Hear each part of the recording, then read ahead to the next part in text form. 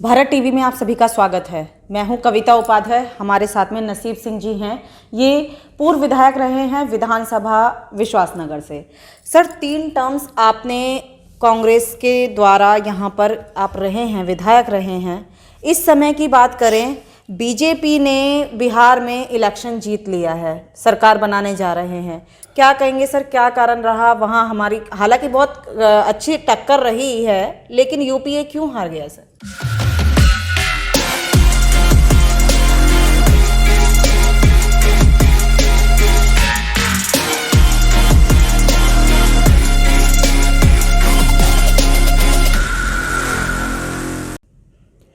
देखिए, जहाँ तक बिहार का सवाल है, बिहार में एक तरह से देखा जाए तो 75 सीटें आरजेडी की आई है जी। और 74 बीजेपी की आई है। गेन तो वहाँ आरजेडी ने किया है जी। अगर सबसे बड़ी पार्टी की बात की जाए तो आज सबसे बड़ी पार्टी आरजेडी है जी। लेकिन आप देख ही रहे हैं और सुनने में आ रहा है कि कम से कम 20 से 25 सीटों पर, जो बहुत कम मार्जिन का मामला था, उसमें ज़बरदस्ती डिक्लेरेशन किया गया डीएम द्वारा। और इस तरह की जो बातें आ रही हैं, कोई कंफर्म तो है नहीं जी। लेकिन सोशल मीडिया पे ये बातें चल रही हैं। तो ऐसा लगता है कि जैसे लोकतंत्र को दबाया गया हो, कुचला गया हो। और जिनके नेतृत्व में वहाँ सरकार बन रही है, नीतीश जी के, और नीतीश जी तीसरे नंबर की पार्टी बन गए हैं। तो जो तीसरे नंबर की पार्टी है वो चीफ मिनिस्टर की दावेदार है जी। तो इससे लोकतंत्र को नुकसान होता है। आप कहीं तो नैतिकता बरतें। आपने कहा कि मेरा तो आखिरी चुनाव है और नैतिकता के तौर पर आप तीसरे नंबर पे आ गए हैं, उसके बाद भी आप चीफ मिनिस्टर बनेंगे, ये बड़ी नसीब साहब, बिल्कुल नसीब साहब, क्या कहेंगे कि पहली बार ऐसा हुआ कि जब ईवीएम पर वोटिंग हो रही है तो देर रात रिजल्ट आ रहा है। ऐसा पहली बार देखने को मिला कि इतनी देर रात और 6 बजे करीबन चुनाव आयोग के द्वारा एक प्रेस कॉन्फ्रेंस की जाती है और कहा जाता है कि समय लगेगा। सर, ईवीएम मशीन में भी इतनी काउंटिंग में लेट होता है, ऐसा आप क्या कहेंगे सर? देखिए, कोविड के कारण कुछ टेक्निकल प्रॉब्लम रही होंगी। अच्छा। कि क्या है, लेकिन जब पूरे वर्ल्ड में अमेरिका जैसा देश जो पहले मशीनों से वोटिंग करता था जी, आज दोबारा से बैलेट पेपर पे आ गया जी, तो हिंदुस्तान में ऐसी कौन सी बात आ रही है जो ईवीएम मशीन से ही वोटिंग होगी? बिल्कुल। जिस आप ये लगाइए कि मंगल ग्रह भी को भी अगर कोई अंतरिक्ष हम लोग भेजते हैं तो उसको टैकल किया जा सकता है, उसको मैनेज किया जा सकता है मशीनरी के द्वारा, कंप्यूटर के द्वारा। तो क्या ईवीएम मशीन को टैकल नहीं किया जा सकता? बिल्कुल। इसलिए अगर लोकतंत्र के ये सच्चे वाहक हैं तो इनको ईवीएम बंद कर देना चाहिए, क्योंकि लोगों को अब शक पैदा होने लगा है कि ईवीएम में कुछ गड़बड़ है। जी, चर्चाएं ऐसी अक्सर होती हैं कि ईवीएम में बटन कोई दबता है लेकिन वोट एक पर्टिकुलर पार्टी को जाता है, शायद ऐसे चर्चा चलती है। आरोप किसी पर भी हम नहीं लगा सकते। देखिए, दिल्ली विधानसभा में आम आदमी पार्टी के एक विधायक ने ईवीएम को हैक कैसे किया जा सकता है उसका डेमोन्स्ट्रेशन किया था जी। उसके बावजूद भी किसी ने संज्ञान नहीं लिया। और ऐसा लग रहा है कि देश की जो संवैधानिक संस्थाएं हैं वो अब डंडे से हाँकी जा रही हैं जी। और तानाशाही चल रही है जी। ये अच्छी बात नहीं है। लोकतंत्र में आप एक सर्वोच्च पदों पर आप रह चुके हैं, रह रहे हैं तो आप कहीं ना कहीं, और सारी जिंदगी तो नहीं रह सकते। जी। जी। नेहरू जी भी पूरी जिंदगी नहीं रह पाए, जबकि नेहरू जी ने तो हिंदुस्तान की आज़ादी की लड़ाई लड़ी थी। बिल्कुल। इंदिरा जी नहीं रह पाई, राजीव गांधी नहीं रह पाए, अटल बिहारी वाजपेयी नहीं रह पाए, गुजराल जी नहीं रह पाए। तो एक ना एक दिन तो सबको जाना है, लेकिन कुछ ऐसी चीज़ें छोड़ के जानी चाहिए। सर्वोच्च नेता को, जो देश के नेता हैं, खासतौर से आज मोदी जी हैं, तो मोदी जी को एक परंपरा कि भाई आपको शक है तो हम ईवीएम बंद कर देते हैं। बिल्कुल। नसीब साहब, हमारी दिल्ली की बात करेंगे, रोजगार नहीं है, पेंशन नहीं है, राशन कार्ड तक बनने बंद हो गए हैं, लोग क्या कहेंगे सर? लोग त्राही त्राही एक तरीके से मची हुई है, युवा क्या करे बेचारा। देखिए, पूरे हिंदुस्तान में बेरोजगारी का जो आलम है जी। उसका असर दिल्ली पर तो पड़ेगा, बिल्कुल। क्योंकि लोग दूसरे प्रदेशों से दिल्ली में कामकाज के लिए आते हैं। जी। और जिस सबसे बड़ा जो रोजगार पर असर पड़ा है, काम धंधे पर असर पड़ा है, वो पड़ा है नोटबंदी से। जी। नोटबंदी की वजह से जितना भी कोई काम धाम था लोगों का, खासतौर से दिल्ली जैसे शहर में सिर्फ ट्रेडिंग होती है, कोई यहाँ प्रोडक्शन उस तरह का नहीं होता है। जी। यहाँ तो पानी भी बाहर से आता है, जी। दूध भी बाहर से आता है, गेहूं चावल चीनी भी बाहर से आते हैं, कोई भी चीज़ यहाँ की नहीं है। जी। यहाँ ट्रेडिंग जरूर होती है जिससे लोग अपने गुजारा कर रहे हैं। और बहुत सारे प्रदेशों से या बिहार, यूपी, राजस्थान, मध्य प्रदेश लोग रोजगार की तलाश में राजधानी में आते हैं और आज उनके रोजगार मुहैया नहीं हो पा रहा है। उसके बाद कोविड जैसे महामारी के चलते एक और तूफान आ गया। जी। क्योंकि तूफान लॉकडाउन की वजह से आया। सरकार के द्वारा बिना सोचे समझे जो लॉकडाउन किया गया वो बहुत गंभीर है। जी।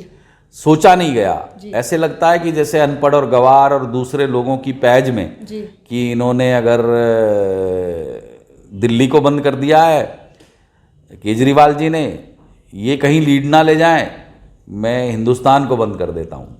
जी नसीब साहब, अगर यहाँ की ही बात कर रहे हैं हम, दिल्ली की ही खुलकर के बात चल रही है सर, ऐसे में क्या लगता है कि हमारी दिल्ली में एक प्रदूषण के विरुद्ध इन्होंने जो युद्ध छेड़ा है उस पर ही रेड लाइट पर एक और नई चीज़ें आप देख रहे हैं, पूरा हालांकि काफ़ी समय से चल रही है। एक 5 रुपये के मास्क के लिए 500 रुपये का चालान काटा जाता है। सर कितना सही कहेंगे? उनकी कोशिश तो ये है कि जी हम स्वास्थ्य को लेकर के बहुत सजग हैं, आपका स्वास्थ्य सही रहे इसलिए हम 500 रुपये का चालान काट रहे हैं। देखिए, जहाँ तक सजग और अवेयरनेस का मामला है, आप को ये करना चाहिए कि गरीब आदमी जिसको आज रोजी रोटी के लाले पड़े हुए हैं, अगर आप उसका चालान करते हैं तो बहुत ही, कहना चाहिए कि बहुत ही शर्म की बात है, उस पर ध्यान देने की ज़रूरत है। हाँ, आप अगर कोई समझदार पैसे वाले लोग जिनको जानकारी है अच्छे से, वो घूम रहे हैं, उनका 500 रुपये का चालान काटा जा सकता है। लेकिन एक जनरल आदमी का जो बेचारा रोजी रोटी की तलाश में, अगर उसको ध्यान में भी नहीं रहता है जी। अब ज़बरदस्ती उसका चालान करेंगे तो ये अफसोस की बात है। उसको तो समझाया जा सकता है। जी। 2-3 रुपये का मास्क आता है, आपने 10 चालान काटे हैं और मास्क किसी को नहीं दिया, और मास्क आपको देना चाहिए उसके एवज में जी, कि भाई ये मास्क है इनको।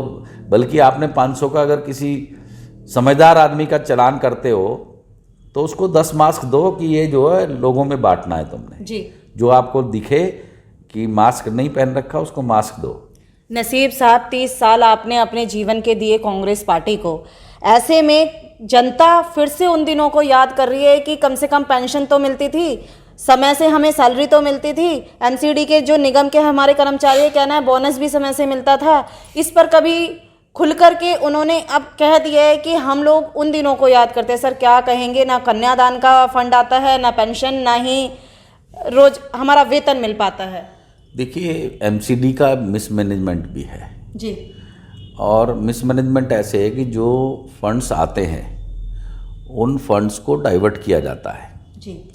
तो ये तो ठीक नहीं है। जो फंड जिसके लिए आया है, अगर सैलरी का फंड आया है और आप उसको दूसरे हेड में खर्च करेंगे तो ये तो अच्छी बात नहीं है। आपको पैसे मिले हैं, आप हाउस टैक्स कलेक्ट कर सकते हैं जी। आप नहीं करते हैं। आप और बहुत सारे ऐसी चीज़ें हैं जिन पर आपका ध्यान ही नहीं है, जहाँ से आपको रेवेन्यू मिल सकता है। लेकिन ये लापरवाही और ये मिसमैनेजमेंट एमसीडी का है। और अगर दिल्ली सरकार को कहीं पैसे की ना देने की जो शोर है जी। तो कोर्ट क्यों नहीं जाते? जी। कोर्ट जाइए, कोर्ट ऑर्डर करेगा। आप आज अगर टीचर को, एमसीडी के टीचर को, एमसीडी के डॉक्टर को हड़ताल करनी पड़े, 3-3, 6-6, 4-4 महीने की वेतन ना मिले और गरीब और बेसहारा लोगों की पेंशन ना मिले, तो ये तो बड़े अफसोस की बात है। ये फेलियर है सरकारों का। नसीब साहब, गाजीपुर में एक समस्या बहुत समय से है, आपके कार्यकाल में भी रही है, पानी की समस्या। सर क्या कहेंगे, क्यों हमारे गाजीपुर को पानी नहीं मिल पाता है? अपर्णा गोयल जी निगम पार्षद है, उनका कहना है मैं तमाम कोशिशें कर रही हूँ। हालांकि जिस समय पर सरकारें रही हैं निगम पार्षद और हमारे विधायक जी कांग्रेस के ही थे, उस समय से भी ये समस्या है। सर आपने वो कार्यकाल जिया है, क्या कहेंगे? हमारे समय में वो सब समस्याएं खत्म हो गई थी जी। और आज तो रैनी वेल का पानी पी रहे हैं सब लोग, गंगा वाटर तो दे ही नहीं रहे ये लोग। नहीं दे रहे सर। हमने ही गाजीपुर के ट्रीटमेंट, जो गाजीपुर का जो रिजर्वायर है उससे जुड़वा दिया था, बहुत तेज पानी आता था। अब पता नहीं कहाँ क्या हुआ क्या नहीं हुआ, क्या उनको ध्यान है कि नहीं है, क्योंकि मैं तो गांव में ही रहता हूँ जी। और गांव में रहने के साथ जो समस्याएं गांव की थी वो तो हम 15 साल में सब कुछ निकाल गए, लेकिन इन 6 सालों में फिर से समस्याएं उजागर हो रही हैं और उस पर ध्यान नहीं दिया जा रहा। ये अफसोस की बात है। ये जो रिप्रेजेंटेटिव है जी, ऐसा नहीं है कि उन्हें यहाँ से वोट नहीं मिला जी। उनको, चाहे वो कॉरपोरेशन के मेंबर हो, चाहे मेंबर पार्लियामेंट हो, चाहे वो एमएलए हो, उनको यहाँ सबको वोट भी मिला है और वोट मिले या ना मिले कहीं से उनको ध्यान देना चाहिए। ये अफसोस की बात है कि वो ध्यान नहीं दे रहे हैं। जी नसीब साहब, चलते चलते क्योंकि फेस्टिवल सीजन है, दीपावली है, क्या अपील आप करेंगे हमारे व्यूअर्स से और क्या शुभकामनाएं देंगे धनतेरस, दीपावली, भैया दूज की? देखिए, पहले आज धनतेरस है तो मैं आज धनतेरस की बहुत बहुत बधाई देता हूँ देशवासियों को, दिल्ली वासियों को, क्षेत्रवासियों को।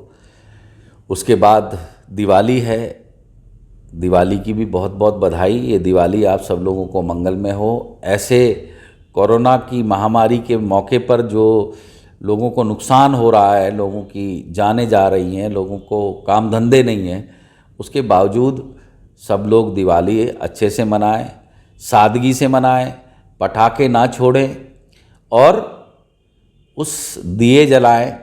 और हम समझते हैं कि एक दिया वो उन सैनिकों के लिए भी जलाएं जो हमारे